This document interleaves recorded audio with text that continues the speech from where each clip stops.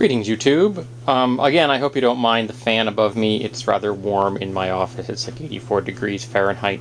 So my wife and I were out and about both last weekend and this weekend. We hit a few yard sales and a thrift shop, and we brought back some finds.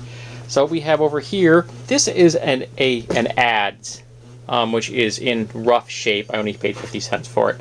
But I think I can clean the rust off it, and I can rust off it, and I can sharpen it up.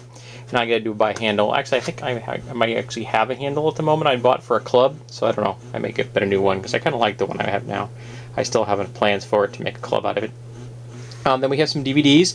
We have Beyond, The Garden of Good and Evil with John Cusack, which I happen to like.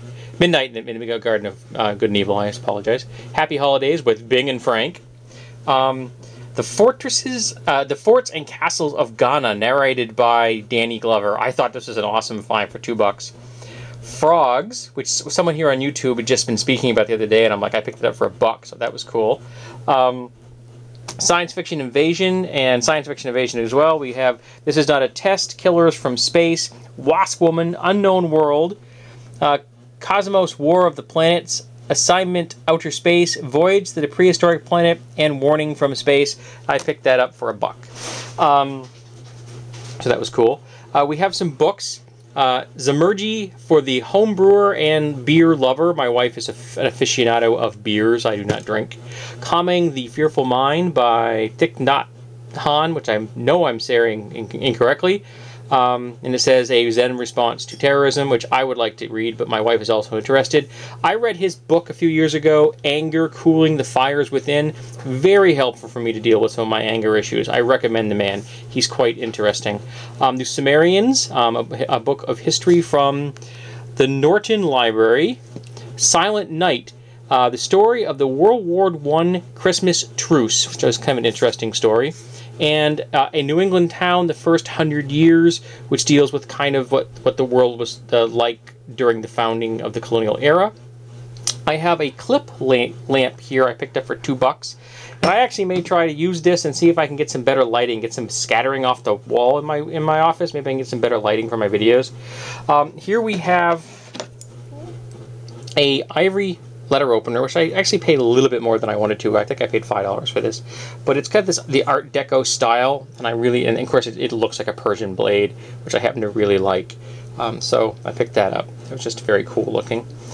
We have a cake cooling rack, because I actually find myself in need of a cake cooling rack. I paid $1 for it.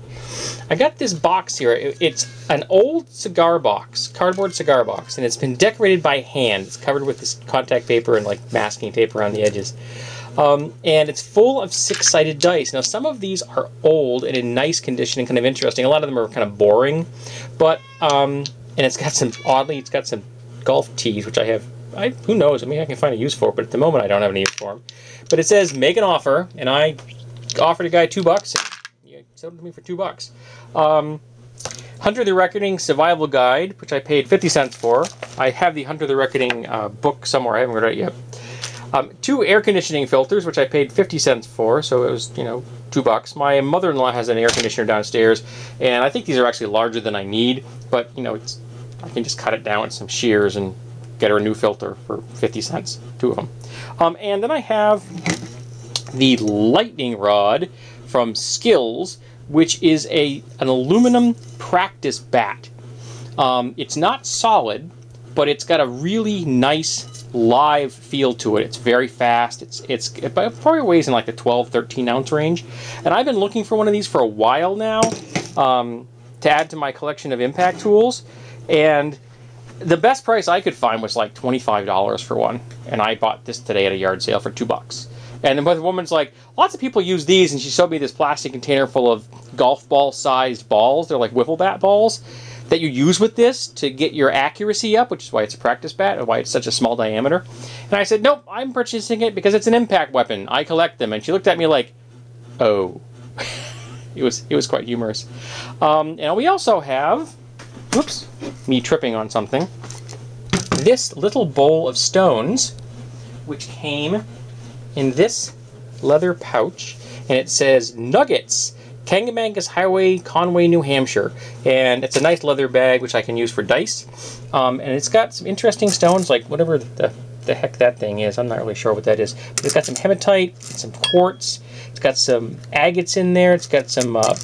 these, like, they just look like regular granite, but they got a few goldy flecks in there. There's a piece of pyrite in here. And I picked the rocks in the pouch up for $1. So I figure I could use that for dice and just cool little stones, you know. I happen to like stones. And I carry a piece of hematite in my coin pouch all the time. So those are the finds that we had today, and I thought they were pretty cool. And I hope that you've enjoyed.